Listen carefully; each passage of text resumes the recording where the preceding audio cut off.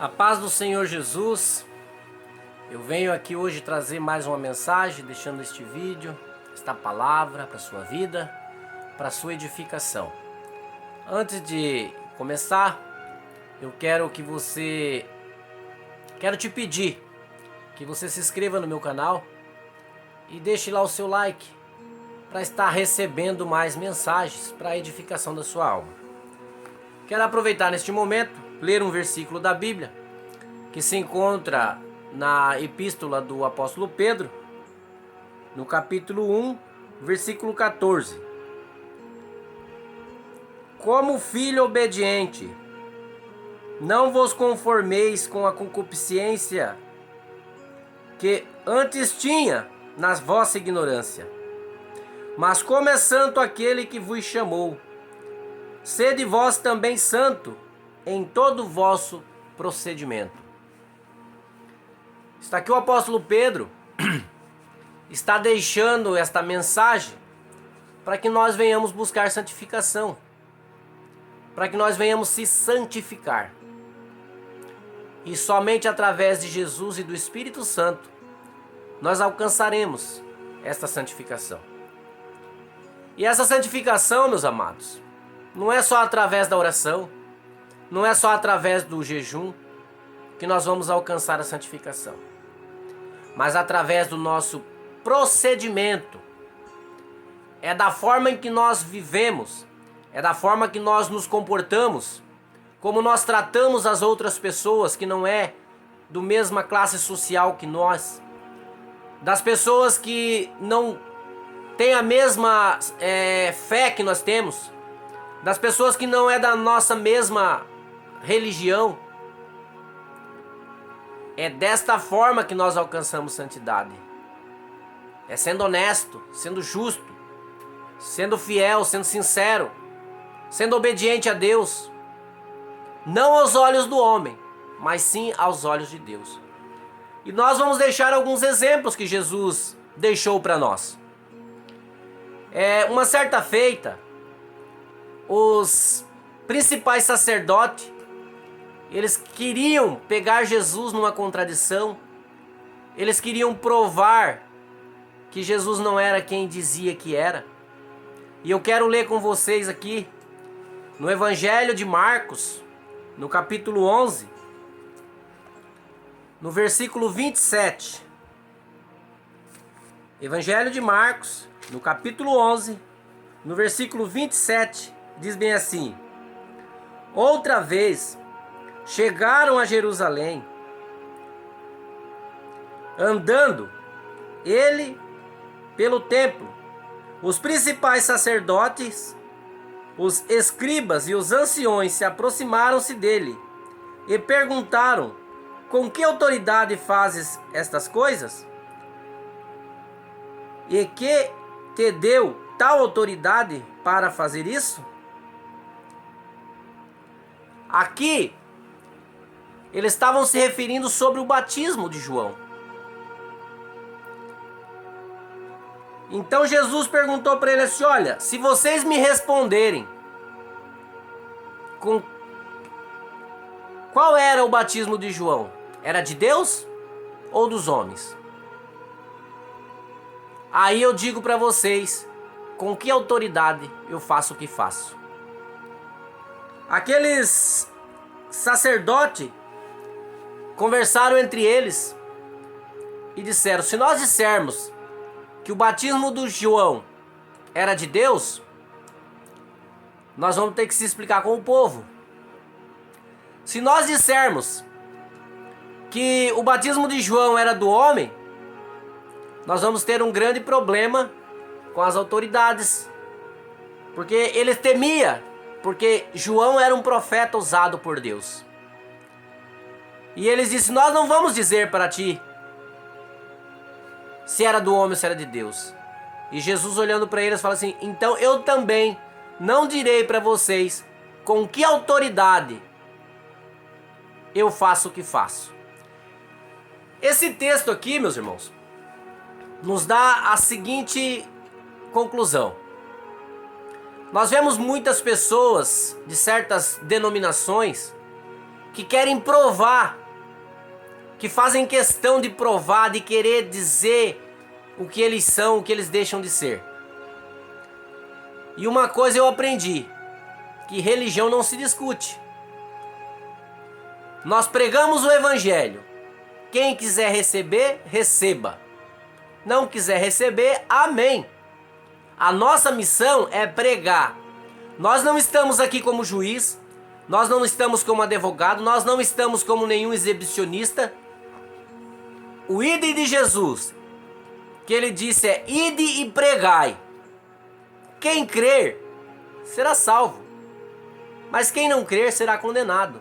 Então a nossa missão é pregar. Ouça quem quiser ouvir. Se não quiser ouvir, problema dele. Ele vai ter que se resolver com Deus, não é comigo. Não sou eu, não é o pastor, não é o bispo, não é o apóstolo que vai justificar a sua vida, e sim Deus. E Jesus deixa bem claro que ele não tinha que dar justificação da autoridade que ele pregava para ninguém. Isso é um dos pontos que nós aprendemos. Mais adiante, uma outra seita, os saduceus, questionaram Jesus novamente. Está lá em Marcos, capítulo 12, versículo 18, a respeito da ressurreição. Porque se vocês lembram na história de Abraão, na história de Jacó, perdão, quando Judá, ele perdeu a esposa, ficou viúvo, ele tinha 3 filhos, e um dos filhos se casou e não deixou herdeiro. A esposa dele teve que se casar com o segundo filho e não deixou herdeiro, e por certo ela teria que se casar com o terceiro filho. E esses saduceus, eles trouxeram essa regra lá do passado, que estava na lei, porque tinha que deixar um descendente para aquela pessoa que morreu por primeiro. Então eles pegaram e usaram um termo, dizendo assim: olha, havia uma família de 7 irmãos, e o mais velho se casou e não deixou herdeiro. Se casou-se o segundo, o terceiro, o quarto, o quinto, até o 7º, e nenhum deixaram herdeiro. Aí, responda para nós, quando na ressurreição, como é que vai ser? Essa mulher vai ser mulher de qual desses 7 homens? Aí Jesus, com toda a autoridade do céu, responde: vocês não conhecem as Escrituras, errais por não conhecer as Escrituras. Porque está escrito que Deus não é Deus de mortos, Deus é Deus de vivo. Ele disse lá no Monte Sinai, lá no Monte Horebe, quando ele esteve com Moisés, na sarça: eu sou o Deus de Jacó, Deus de Isaac e Deus de Abraão. Havia se passado 400 anos aproximadamente, quando Deus falou isso. Abraão, Jacó e Isaac já haviam morrido. Mas ele disse que ele não era Deus de mortos, mas era Deus de vivo. Que a carne, a matéria dos patriarcas havia morrido, mas eles ainda, em espírito, permaneciam vivos, aguardando a ressurreição. Então, meus irmãos, muitas pessoas querem questionar o evangelho, querem dedicar a sua vida para desmoralizar o evangelho, mas eles não têm argumento para provar aquilo que eles estão mostrando, se é real ou não.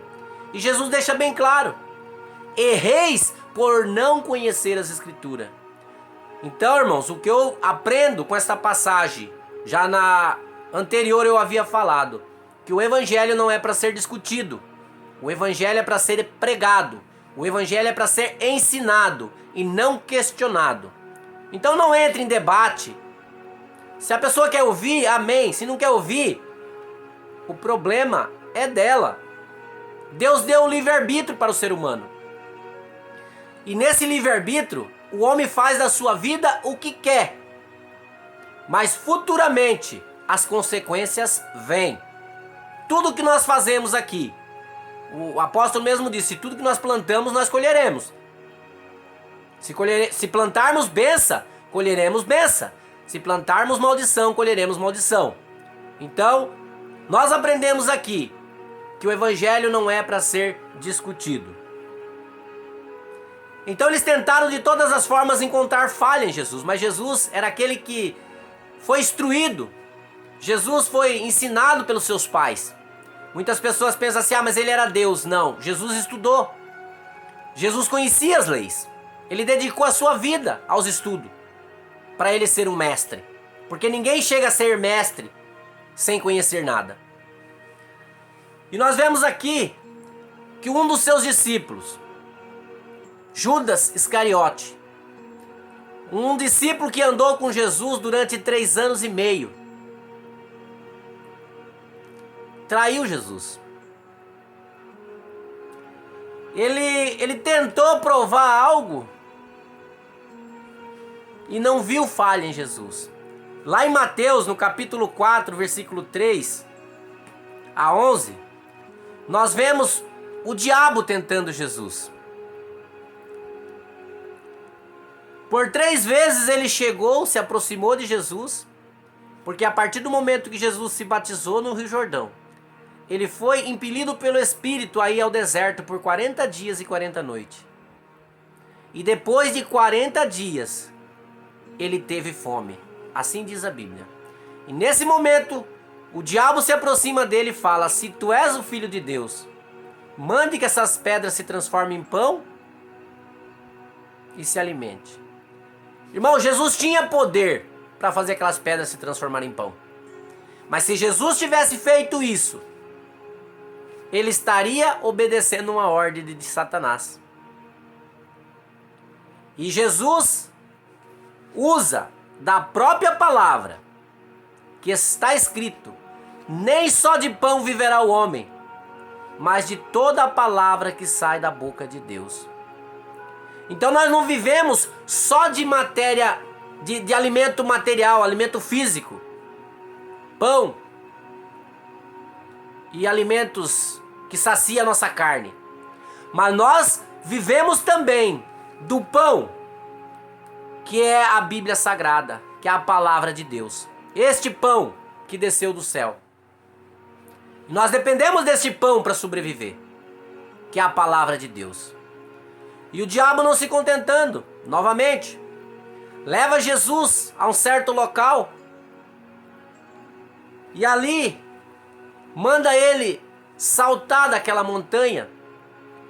E ele usa um versículo bíblico e diz: está escrito que se tu tropeçar em alguma pedra e cair, ele dará ordem aos seus anjos para que não deixe você cair. Ele usou um texto bíblico. Satanás é sujo. Ele usa a Bíblia para enganar os servos de Deus. Ele usou a palavra para enganar Jesus, para tentar enganar Jesus. E Jesus novamente rebate Satanás.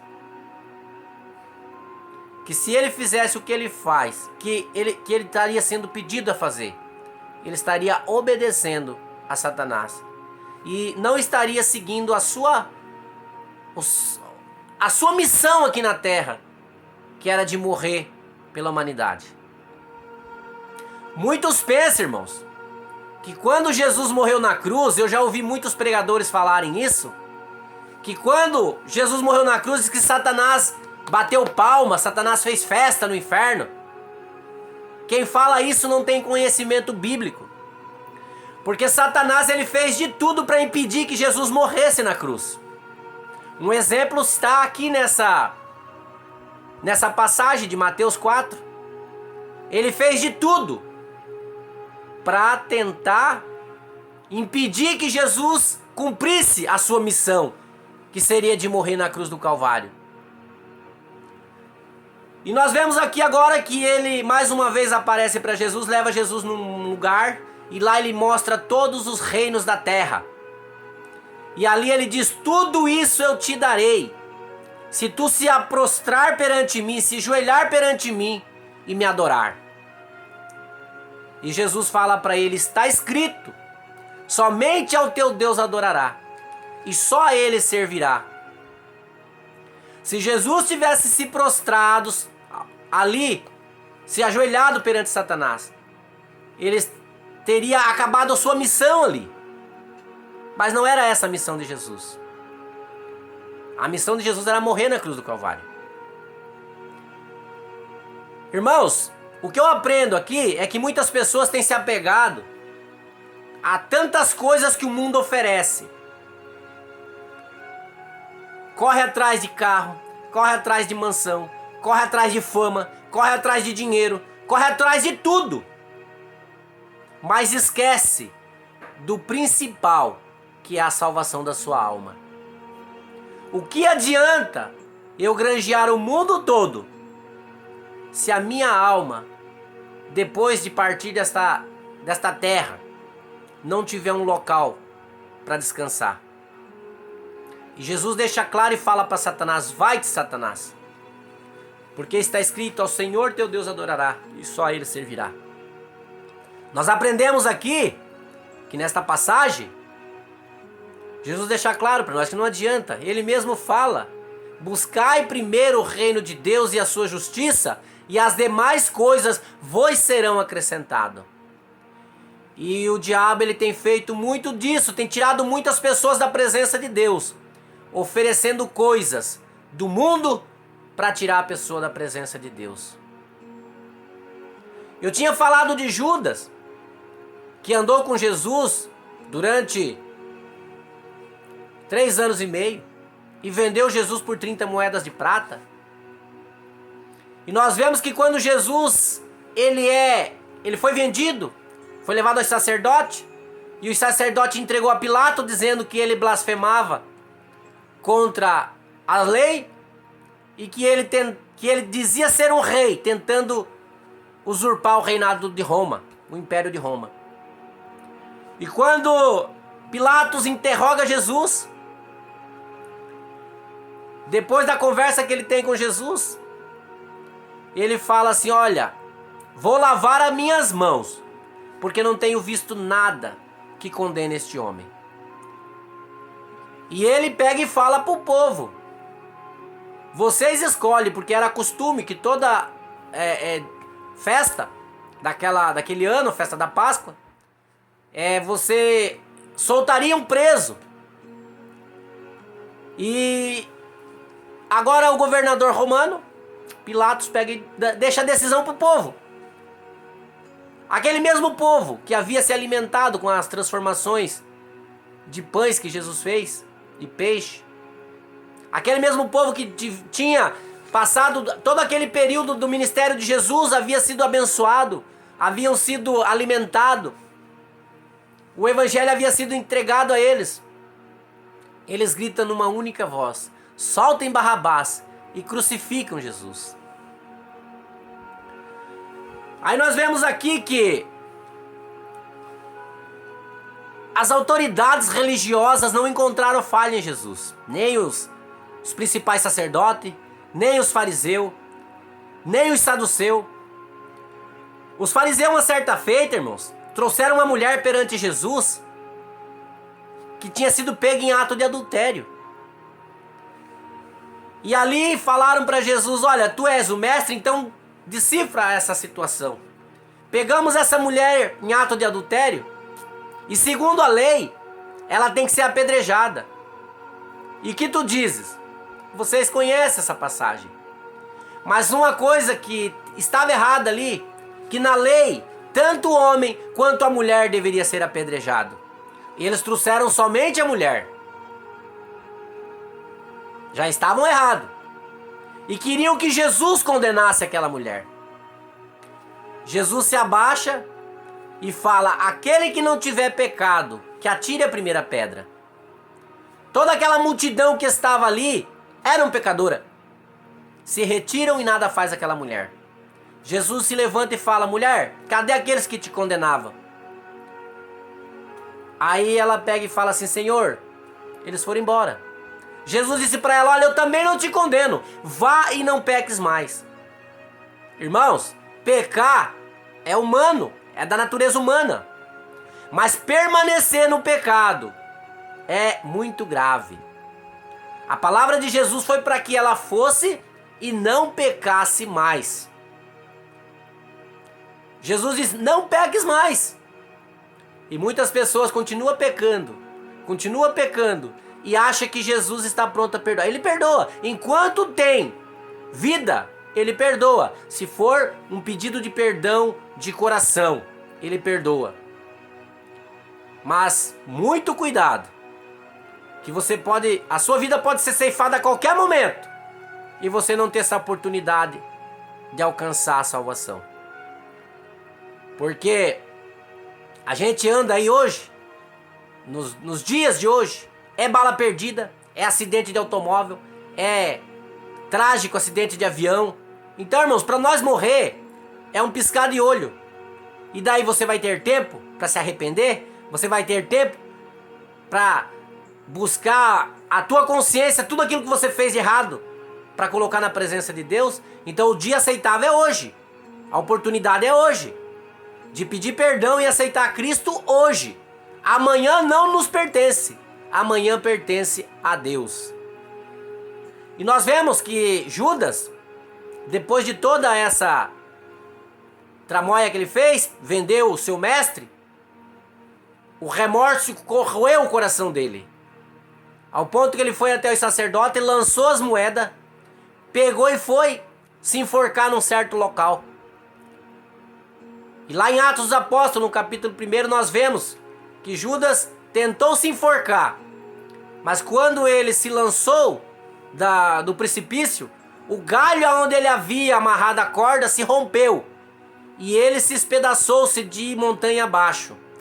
E aquelas 30 moedas de prata que ele havia vendido Jesus, os sacerdotes usaram para comprar aquela terra, aquele local onde o Judas morreu, porque ali se chamava Campo de Sangue, Al-Sadama, Campo de Sangue, que estava escrito lá no livro de Salmos, que Jesus tinha que ser traído para um dos seus seguidores. Esta é a palavra que eu deixo para você hoje, meu irmão. Se a tua vida precisa de um conserto, hoje é o dia de consertar. Jesus nos deixou o grande exemplo, que nós não devemos debater, que nós não devemos seguir a orientação do mundo, que nós devemos viver em santidade, que nós não devemos dever nada a ninguém a não ser o amor. Fique com esta palavra e que Deus continue falando no teu coração, em nome de Jesus. Amém.